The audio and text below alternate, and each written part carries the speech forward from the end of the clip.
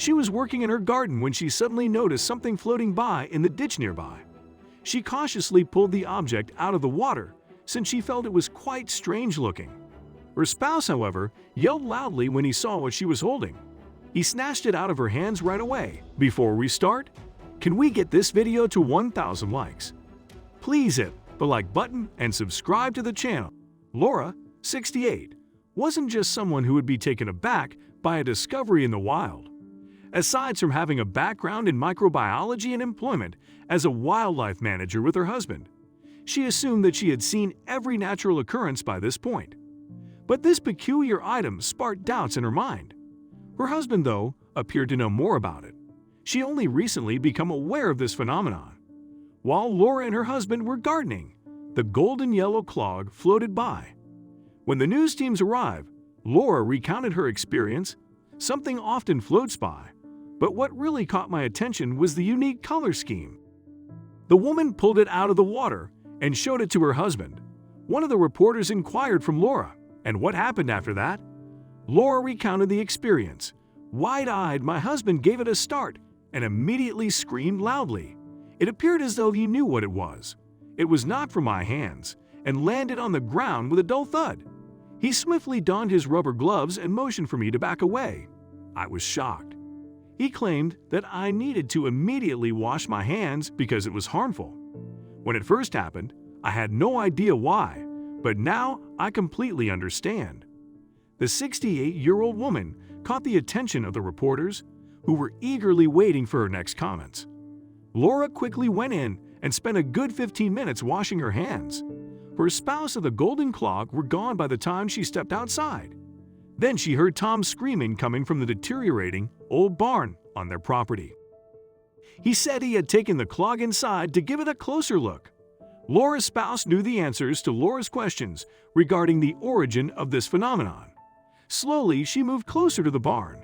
She remained at the shed's entrance and looked inside. Her spouse was slouched over his workstation and turned away from her. There was a huge white plastic container in front of him. He made low noises that she overheard. This is interesting, I must say. Baby, come take a look. The clog had been put in a container when Laura approached her husband. It was submerged in a small amount of water. Her husband insisted that this was essential because it was not just any object. It was a living aquatic organism known by its Latin name, Pectinatella magnifica. At the moment, she was still perplexed by this new revelation and inquired about it some more. As she inquired, she looked at her husband's hands and forearms. They were full of irritation bumps. Tom explained the situation as he tried to quickly apply ointment. This is a water pocket moss animal, a mollusk that is very rare in these areas. It seems harmless, but make no mistake. Tom stopped for a moment to scratch and then continued with his explanation. The bryozoans are normally a lot smaller and shouldn't be in these areas at all. They cause a lot of irritation to the touch, as you can see. But that's not the biggest problem with these animals. They rarely come alone and do enormous damage in nature. Tom had just spoken those words when they heard a loud scream outside. It was their neighbor. The 35-year-old woman could see the terrible effects of these animals from her home 50 meters away. Tom remarked, when these animals come, they don't come alone. He deduced that given the magnitude of these mollusks, a local natural disaster was sure to result from this. They quickly went outside to look at the extent of the damage. Tom was spot on with his prediction. There were water pocket moss animals all along the stream. The animals had already migrated to the bank's borders, and the water was a uniform shade of golden yellow. Their garden was partially submerged, and every plant was withering. Since this stream was surrounded by nature, they had to move quickly. These are the things they did. Tom and Laura have spent years working outdoors.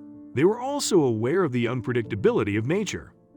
Because of this, they occasionally had to take swift action, which is exactly what they did here. Tom snatched up his mini digger and tossed a big wood into the river for the mollusks to latch on. A wise decision, but it didn't make the issue go away. Fortunately, the pair wasn't quite done. Tom could already see the mollusk accumulating against the tree's stem while Laura attempted to soothe the neighbor. Thousands of creatures were forced hard against the trunk by the powerful stream. Tom, being very resourceful, got on his excavator, drove the machine forward, and started to dig. He dug a new ditch parallel to the stream using the excavator. He built a water lock by joining the stream with the end of his dug canal. The logs served as a dam, directing the animals and water into Tom's ditch. Then an amazing thing happened. While Tom was digging, Laura had gone looking for assistance. Tom was occupied with extending and making his channel deep enough to hold the mollusks. However, they had to go eventually, as is only natural. All mollusks were now inside the new trench, which was more than 40 meters long. The animals were trapped when he blocked the gap to the stream. Now he had to figure out how to remove them from the ditch. Fortunately, Laura was able to assist with this. She was familiar with numerous nature organizations because of her profession as a biologist, and there was one right in their area. After almost 2 hours, 4 trucks had parked on their land, as she had directed them. Tom was given a tour of the trailers by the drivers when they exited. The vehicles cradled 4 enormous water tanks, more than sufficient to move every mollusk. Additionally, they were able to collect all of the water pocket moss creatures from the ditch and put them in the containers with the help of roughly 100 villagers, including Tom and Laura. Unknown to Tom, something fantastic was in store for him. The water pocket bryozoans were returned to their original location. It is still unclear how they managed to find Tom and Laura. But people regarded Tom and Laura as great heroes. They were made honorary citizens for averting a serious catastrophe for the community. They transformed the old barn on their property into a research facility with the assistance of the local government so that Tom and Laura could better study nature. They were ecstatic about their new position, but more so because they had preserved nature.